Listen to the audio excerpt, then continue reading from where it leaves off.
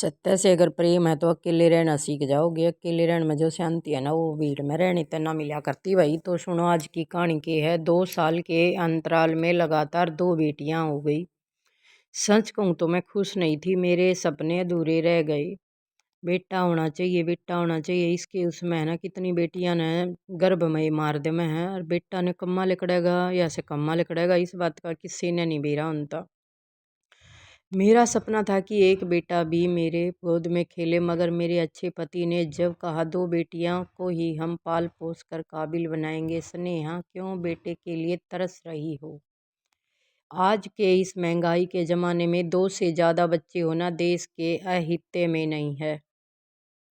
वैसे ही देश की जनसंख्या बहुत है। 2 बेटियों के बाद अगर एक बेटा हो गया तो तुम्हारा ध्यान भी बेटे की ओर ज़्यादा रहेगा, जिससे बेटियां समय को तिरस्कार महसूस करेगी। और मैं ऐसा नहीं होने देना चाहता। हमारा छोटा परिवार है, सुखी परिवार है। मेरे पति की बात मुझे कुछ हद तक तो समझ आ गई, मगर मन में एक अधूरा सा ख्वाब रह गया। हम दोनों ने मिलकर बेटियों को अच्छी शिक्षा और अच्छे संस्कारों से अच्छा व्यक्तित्व दिया। बड़ी बेटी डॉक्टर बन गई तो छोटी छोटी बेटी इंजीनियर बन गई। बेटा न कितना ही पढ़ा लिखा लोग बेटे पढ़ने में बहुत कमजोर से हुए हैं। कोई कोई एक आधा रेयर हुआ है जो निकल कर जावे है। बड़ी धूमधाम से दोनों बेटियों की अच्छे लड़कों से शादी भी की। बड़ा दामाद डॉक्टर है तो छोटा दामाद इंजीनियर।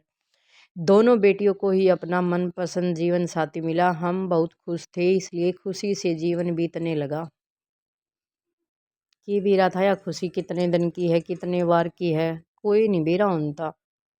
मेरे पति ने जो भी संपत्ति हमारे पास थी दोनों बेटियों में आधा आधा बांट दिया। जब बड़ी बेटी ने कहा कि हमें आपकी संपत्ति की जरूरत नहीं है पापा, बेटियां तो नुए चाहे ना कि मेरे माँ पापा परिवार भी होगा ना, अगर भाई भी होगा तो भी भाई ने नुए चाह करे कि हमने धन दौलत की ना जरूरत है, बस भाई का प्यार भाभी का प्यार मिले जाओ, है ना। आप अपनी संपत्ति अपने पास ही रखिए। जब मेरे पति ने जवाब दिया हमारे घर के तुम ही तो वारिस हो, हमारे बाद हमारी संपत्ति की देखभाल तुम दोनों बहनें मिलकर ही तो करोगी। बेटी ने कहा आप अभी कहीं नहीं जा रहे हैं पापा।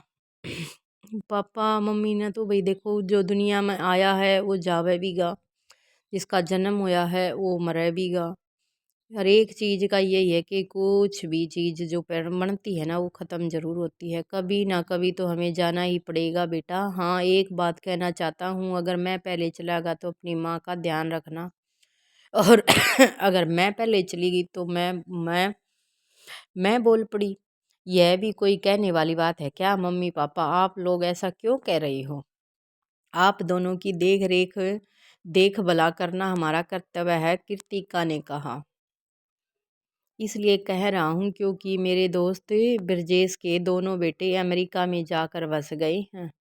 2 बेटे हो गए, दोनों विदेशा में चले गए। माँ बाप के गुण है सारा, कोई भी कौन होता भाई। अब बुढ़ापे में उनका सारा कोई नहीं रहा। जब 2 बेटे हुए थे तब ब्रजेश बहुत गर्वित था और कहा कि मेरे 2 वारिस पैदा हो गई हैं। जरूरी नहीं है कि बेटा ही न वारिस माना जावे, ये कराया जावे वो कराया जावे। जिंदगी जीनी है ना अस्कन है तो बिना औलाद के भी जिंदगी जी जा सका है। मेरे अच्छे पति ने भी हंसकर कहा था मेरी 2 बेटियां ही वारिस बनेंगी, मुझे बेटा नहीं चाहिए। पापा के गुजर जाने के बाद बड़ी बेटी कृतिका ने उस जमीन पर अपने पापा के नाम से एक अस्पताल खोला। जो जमीन पापा ने संपत्ति का बंटवारा करते समय उसे दी थी। अस्पताल का नाम अपने पापा के नाम से अनमोल आरोग्य केंद्र रखा। छोटी बेटी अमरता के नाम से उसके पापा ने अपना मकान कर दिया था। अमरता ने उस मकान में बच्चों के लिए एक निःशुल्क स्कूल खोल दिया और स्कूल का नाम मेरे नाम से स्नेहा विद्यालय रखा। दोनों बेटियों ने माता पिता का नाम अमर कर दिया। आज मैं अपनी बेटियों पर गर्वित हूँ। मेरे मन में अब कोई अधूरा ख्वाब नहीं रह गया। इतनी लायक बेटियां हो। बेटियां तो होती ही लायक हैं भाई, कोई कोई होती है जो कभी ना कभी रास्ता भटक जाती है, कर लेती है कुछ ऐसा काम जो नहीं करना चाहिए। कौन कहता है कि केवल लड़के ही वारिस बनते हैं, लड़कियां नहीं। जहाँ पर भी कृतिका और अमृता के पापा आज हैं वहाँ से देखकर गर्व से उनका सीना चौड़ा हो रहा होगा। यह सोचकर मेरे बाद मेरी बेटियों ने हमारा नाम ऊंचा रखा है, जीवित रखा है।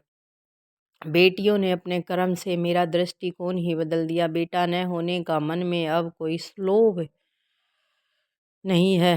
राम राम भाई। अगर वीडियो अच्छी लगी हो ना, वीडियो ने लाइक शेयर जरूर कर दियो। इतनी भाग्यवान बेटियां किस्मत वाले न मिल सके हैं, ठीक है ना।